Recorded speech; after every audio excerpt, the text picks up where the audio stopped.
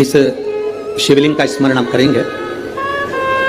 बीच में जो एक मोटी सी लाइन होती है इसको अशोक सुंदरी कहते हैं। सब लोग दर्शन करें, जम के बोलो जरा, करें। अशोक सुंदरी की जगह जहां पूरी हो जाती है उसके बीच में शिवलिंग और उसके बीच में थोड़ी सी जगह खाली आती है। करें दर्शन, समझना जरा बहुत अच्छे से। जैसे ये अशोक सुंदरी की जगह है, हम निवेदन करेंगे आस्था चैनल वालों से भी और एलईडी वाले भी, जिन जिनको एलईडी पर आप दर्शन करा रहे हैं वो पूरी तरह से कराएं। गणेश जी का स्थान, षडानंद कार्तिकेय का स्थान, अशोक सुंदरी का स्थान बीच में। अशोक सुंदरी का जो स्थान पूरा हो जाता है वहां से लेकर शिवलिंग के बीच में खाली जगह आती है। करें दर्शन आप लोगों ने, खाली जगह आती है। उस खाली स्थान की जो महत्वता है, ये जो अशोक सुंदरी से लेकर बीच में जो जगह है, ये भगवान शंकर की जो धर्म पत्नी है माता पार्वती, उनकी जो योगनियां है 64 योगनी, उनकी जो शक्ति पीठें हैं, उनकी जो सिद्धता है, उनकी जो सिद्धियां हैं, ये अशोक सुंदरी से शंकर के शिवलिंग के बीच में जो खाली जगह होती है, इस स्थान पर 64 योगनियां, देवियां, अष्ट सिद्धियां, नवनिधियां सब इस स्थान पर रहती है। इसलिए हमारे यहाँ शिव महापुराण की कथा कहती है, पूर्ण पूजन के बाद अगर कोई नारी, कोई पुरुष, कोई बच्चा, कोई बुजुर्ग अपने मन की बात का स्मरण इस जगह पर हाथ को रखकर, जैसे किसी के हृदय पर हाथ रखते हैं तो दिल धड़कता हुआ स्मरण होता है, उसी तरह यहाँ स्पर्श करेंगे और स्पर्श कर कर जब अपने मन की बात करते हैं तो देवाधिदेव महादेव नंदी के साथ आकर प्रदोष के दिन कार्य की सिद्धता पूर्ण करते हैं। उस स्थान की मूलता होती है, वो स्थान समझ में आ गई ना जगह? अरे बोलो तो जम के।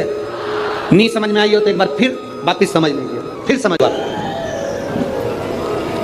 स्थान देखिएगा, अपने को भगवान की कृपा से यहाँ नागपुर में शंकर जी का शिवलिंग कोई न कागज का बनाकर यहाँ जो भेजा, ये काम बाबा की कृपा से आप लोगों के स्मरण के लिए आया। देखिए जरा, गणेश जी का स्थान, कार्तिकेय जी का स्थान, बीच में ये आ गई अशोक सुंदरी की मोटी सी लाइन। अशोक सुंदरी की लाइन जहाँ खड़ी खत्म होती है, वहां से जो शिवलिंग रखा है, इसके बीच की जो जगह है, ये जो बीच में अशोक सुंदरी के स्थान से लेकर शिवलिंग के स्थान के बीच में जो खाली जगह है, ये 64 योगनियां, अष्ट सिद्धियां, नवनिधियां, सब कुछ मेरे देवाधिदेव महादेव ने माता पार्वती को अपने चित्तवृत्ति के साथ यहाँ अनुमति प्रदान कर रखी है। वहां का स्पर्श, वहां का मात्र स्पर्श और हमारे दिल की बात, शंभो शरणे मांगू घड़ी दुख काटो दया करी। आपसे भी निवेदन है, कभी मौका लग जाए, तुम्हारे नजदीक में कोई शिवालय हो, शंकर का मंदिर हो, जहां तुम जल चढ़ाने जाते हो, कभी कभी मौका लग जाए तुम्हारी जिंदगी में, अगर तुम्हारे को मौका लगे और तुम्हारे जीवन में कष्ट बहुत हो, तो उस मंदिर में थोड़ी सी सफाई करना प्रारंभ करो। थोड़ा निर्माल्य लेकर उसका विसर्जन, जल में नहीं, कहीं खड्डा खोद कर निर्माल्य को डालना प्रारंभ करो। नदी, तालाब, बावड़ी, कुआं, इसको स्वच्छ करो। हम लोग भगवान के विसर्जन का सामान सब नदी में डाल देते हैं, नदी का पानी दूषित हो जाता है, जल स्तर नीचे गिरता जाता है, पानी पृथ्वी में बचा नहीं। उस जल को हमें बचाना है। तुम्हारे घर में भभूति निकले, बेल निकले, नारियल निकले, फूल निकले, पत्ती निकले, निर्माल्य की जो सामग्री निकलती है, मंदिर का जो निर्माल्य निकलता है, उसको पानी में डालना बंद कर दो। नदी, नाले में, सरोवर में, कुएं में, बावड़ी में डालना बंद कर दो। उस निर्माल्य की सामग्री को एक खड्डा खोदो, उसमें डालना प्रारंभ करो, जिससे उससे खाद बने। वो खाद बनेगी तो अपने पूरे नगर निगम में जहां जहां पेड़ लगे हैं उसमें वो खाद डालना चालू करो, जिससे वृक्ष भी आगे बढ़ेंगे और नदी, बावड़ी, तालाब सब स्वच्छ होंगे। कई लोगों ने निर्माल्य विसर्जन के रथ चालू करे हैं, यहाँ पर भी अगर किसी ने करे हैं तो उनको बहुत बहुत साधुवाद है, उनको धन्यवाद है, करना चाहिए।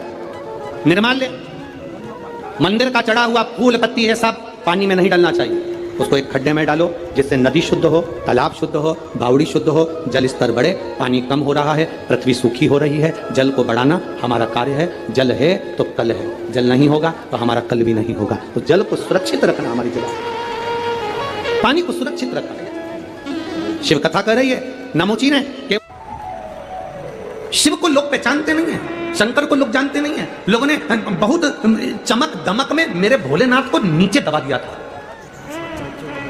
यहां तक लोग कहना चालू कर देते, शंकर के मंदिर का प्रसाद मत लेना। कई कोटा में भी बहुत सारे ऐसे रहते होंगे जो भगवान शंकर के मंदिर में पांव रखना पसंद नहीं करते। वो कहते हैं हम मंदिर नहीं जाते शिव जी के, हम शंकर का प्रसाद नहीं लेते, हम किस पंथ के हैं, हम इस धर्म के हैं, हम इसको मानते हैं, हम उसको मानते हैं। उनसे कहना अगर शंकर के मंदिर का प्रसाद लेना पसंद नहीं है तो फिर लिख देना कि शमशान जाना भी पसंद नहीं है। क्योंकि व्यक्ति का आखिरी घर शमशान होता है और उस घर में मेरा देवाधिदेव महादेव होता है, उसके सिवा कोई नहीं। कोई कहता है हम इस पंथ के हैं, हम शंकर का प्रसाद नहीं लेंगे। कोई कहे हम इस पंथ के हैं, हम शिव के मंदिर नहीं जाएंगे। शंकर को इतना दबा दिया, इतना दबा दिया, इतना दबा दिया, इतना दबा दिया। शंकर के मंदिर में जल चढ़ाकर मत पीना, बेलपत्र मत खाना। कितनी बेलपत्र निर्माल्य विसर्जन में जाती थी। आज से जब से कथा सुनना चालू करी, शंकर जी के मंदिर में एक बेलपत्र नहीं मिलती। तुम चढ़ा के हटे, दूसरी उठा के भाग गई। एक बेलपत्र नहीं मिलती, क्योंकि उस बेलपत्र के महत्व को लोग जान गए, उस रुद्राक्ष के महत्व को जान गए। क्या पहले रुद्राक्ष नहीं थे? क्या पहले रुद्राक्ष की महत्वता नहीं थी? उस रुद्राक्ष को लोग पहचान गए कि रुद्राक्ष का महत्व क्या है, बेलपत्र का महत्व क्या है। क्या महत्व बेलपत्र का, क्या महत्व रुद्राक्ष का, क्या महत्व शिव पर चढ़े हुए जल का, लोग पहचान नहीं पाते। हमसे लोग कहते हैं कि आप सीहोर में जो रुद्राक्ष, मीडिया वाले पूछते हैं सब दो रुद्राक्ष मिलता है, सीहोर के रुद्राक्ष में ऐसा क्या है?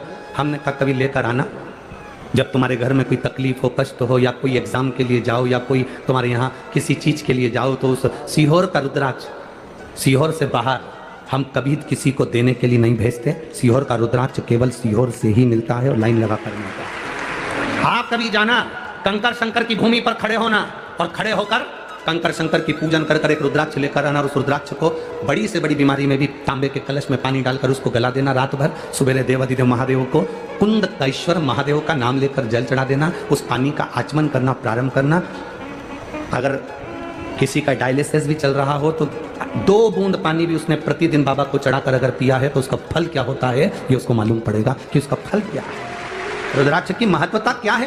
उसके शिव तत्व को लोगों ने दबाया, शंकर को नीचे की ओर दबाया कि शिव है क्या अड़भंगा। लोगों ने कहा वो तो रुद्र हैं, वो तो क्रोध करने वाले देवता हैं, वो क्रोध करते हैं, वो रुद्र हैं। ना ना ना, संसार में ऐसा कोई मनुष्य नहीं जन्मा जिसका संबंध शंकर से नहीं हो। चाहे वो ब्राह्मण हो, चाहे वो क्षत्रिय हो, चाहे वो वैश्य हो, चाहे वो शूद्र हो, संसार में ऐसा कोई ना जन्मा जिसका संबंध भगवान देवाधिदेव महादेव से नहीं है। सबका संबंध मेरे देवाधिदेव महादेव से है, सबका संबंध मेरे बाबा ओगड़दानी से है, सबका संबंध मेरे शिव से है, भगवान देवाधिदेव महादेव से। महाराज, मुझे तेरा ही सहारा मेरे, हमें दूसरे का सहारा नहीं, केवल उसके सहारे पर हम जीते हैं। अच्छा, एक बात आप लोगों से पूछें, कोटा वालों जरा जवाब दोगे क्या? भटकने से सब कुछ मिल जाएगा क्या? जम के तो बोलो, भटकने से सब कुछ मिल सकता है? नहीं। कितना ही भटक, यहां चले गए, वहां चले गए, यहां भटक लिए, वहां भटक लिए। भटकने से कुछ नहीं मिलता। मिलेगा तुम्हारी मेहनत से, तुम्हारे कर्म से, तुम्हारे विल पावर से, तुम्हारे मेहनत, तुम्हारा कर्म और तुम्हारा शंकर भगवान को चढ़ाया गया एक लोटा जल और सुनी हुई शिव महापुराण की कथा।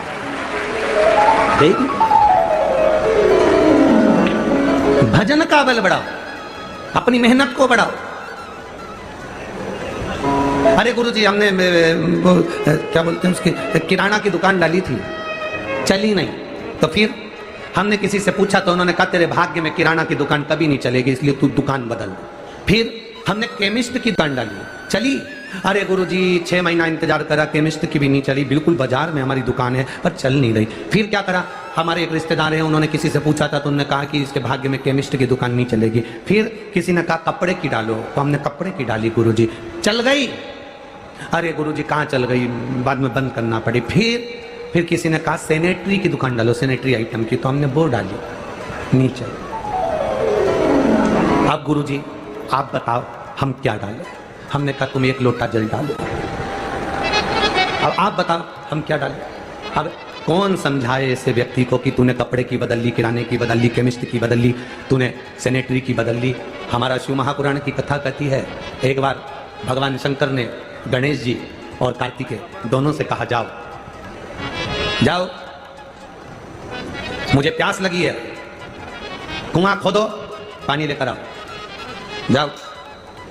देखिए अब ज्ञान कितना प्रबल है शिव महापुराण का। देवाधिदेव